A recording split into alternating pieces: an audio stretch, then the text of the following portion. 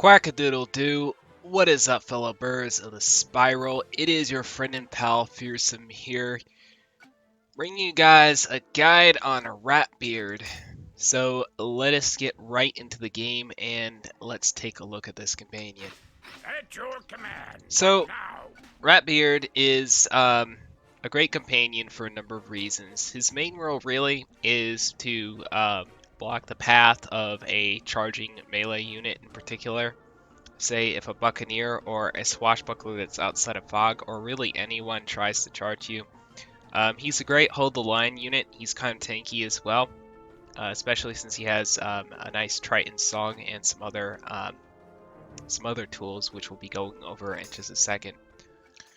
Another thing I forgot to mention that's kind of important is that Ratbeard has about 4.5 movement, so that does limit his charging capabilities, and he doesn't have any abilities that double his movement for a turn. Any of what I would call a gap closer, like vicious charge or brutal charge or super charge. He doesn't have those, so he's not really all that good of a rushing companion. So be aware of that. And he's also not a good damage carry. Just a second.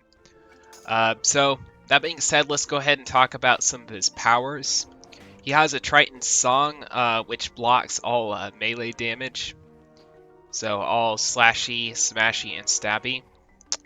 It does not block any shooty or any witchy type of talents or attacks. So do keep that in mind. He also has a clear the decks ability where he can basically move to one spot and knock everyone from one square where he is one space back. So that can be comboed with a musketeer's trap or bomb to do some damage. That's what's usually referred to as a rat trap combo, and it can be quite effective.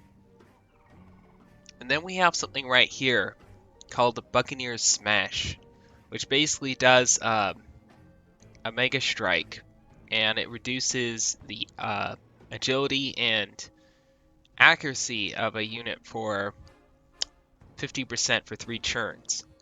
Now, this can be used in a number of ways. It can be used mostly for its accuracy reduce, say against a Buccaneer or someone who relies mostly on their chains for damage. Say if I use my Ratbeard to reduce this Goronando here, that would be very advantageous because not only does Goronando not have tie 2, but he has half of his accuracy reduced, and that means he's not really going to hit much of anything unless he criticals, of course. So that's how Buccaneer's Smash can be used. It can also be used to reduce a unit, any unit really. Like if I decided to reduce a Nausicaa, instead of having 99 agility, she would instead have 49 or 50 agility, and that means that if I comboed Ratbeard onto a Nausicaa, and then I attacked with my Bonnie Ann right after, my Bonnie Ann would have nearly twice as much agility because of that. And that means my Bonnie Ann would be much more likely to critical against the Nausicaa. Yes, So it can be used in that way as well.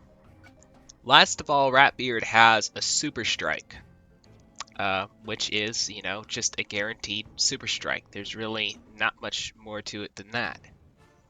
Except that all solid hits on a companion are huge, because in this game, a lot of crazy stuff happens, and you can't really rely on anything except for solid hits. Your pets, they'll go off in different directions.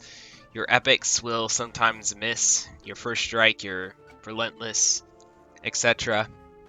But one thing you can always count on is a guaranteed solid hit. So Ratbeard has 3 of those, and he has a nice, Triton song to help protect him. So That is one of the reasons why he is one of the best companions in the entire game. That, and also he has Turn the Tide too, which increases accuracy and damage when he's below 50% health. So it's quite nice. That pretty much covers all the abilities that he has. Now we're going to go ahead and delve into his epic sum. Now, this is where we'll talk about two different setups for Ratbeard, the two main ones. There are some variants out there, but honestly, I don't think they're as good. So there is the Repel Borders one for if you don't have like a Overwatch 3 companion or pirate to back him up. Then you'll want to put Repel Borders 3 so that he reduces accuracy of a charging companion. And of course, you'll always want to give your Ratbeard first strike. Now, the reason I'm saying that is because in this meta, there are a lot of bucks and swashbucklers who like to hide a lot. So your Ratbeard could die almost instantly if you don't have first strike 3, which removes hidden attacks. On top of that, first strike 3 also does an extra plus 25% weapon power damage. So that's another reason why to have first strike 3. Hold the line prevents a charging unit from getting to squishier units, and that's where you use your Ratbeard to block their path. And that's really the bread and butter of Ratbeard right there. Now, if you do have a Overwatch 3 companion to support it,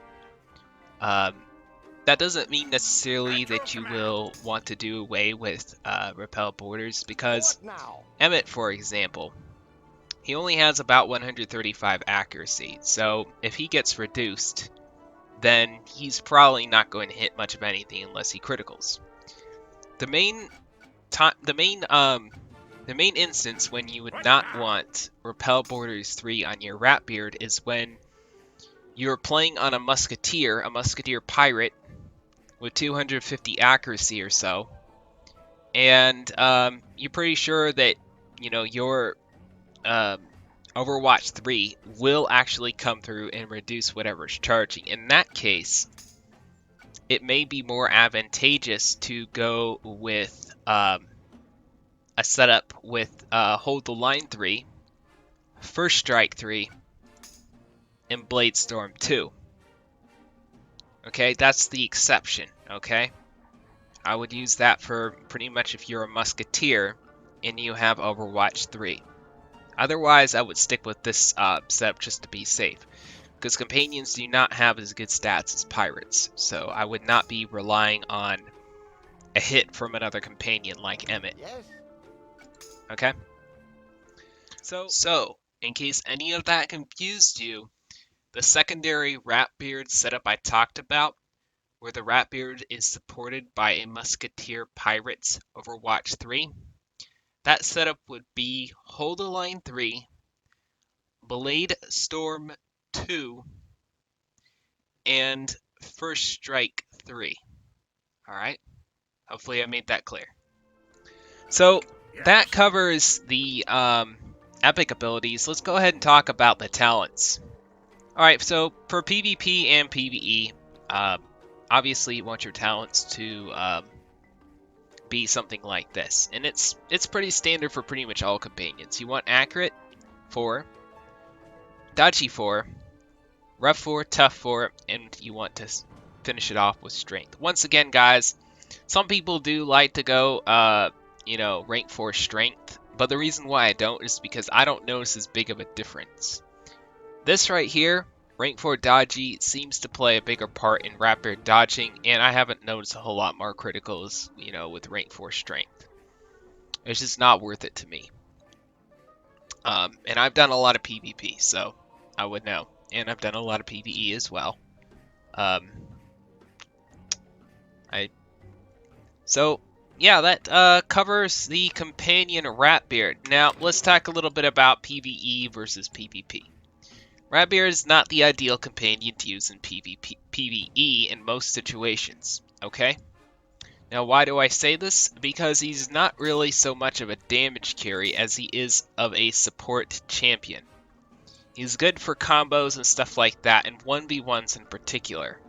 In 2v2s, he's also kind of good. In 3v3s, that's where he really starts to fall off, because musket lines and stuff like that do tend to shred these type of companions who don't have, a lot of movement and all of that. And this companion also, since he's not a damage carry, he's going to get in there, he's going to maybe use one of his abilities, and then he's going to die. So he's not all that good for most 3v3 situations. Maybe if you're against an all Buccaneer team, he may be useful for that. But overall, you're better using companions like Bonnie Ann and Exeter, and some of the other companions we'll be covering in later guides that I'll be making. So that hopefully gives you an idea about the companion Ratbeard. The setups that I just explained are both applicable in PvP and PvE, because you basically deal with the same mechanics, same game mechanics. Just go ahead and use your common sense, think about it logically, and hopefully this guide has helped you in some way.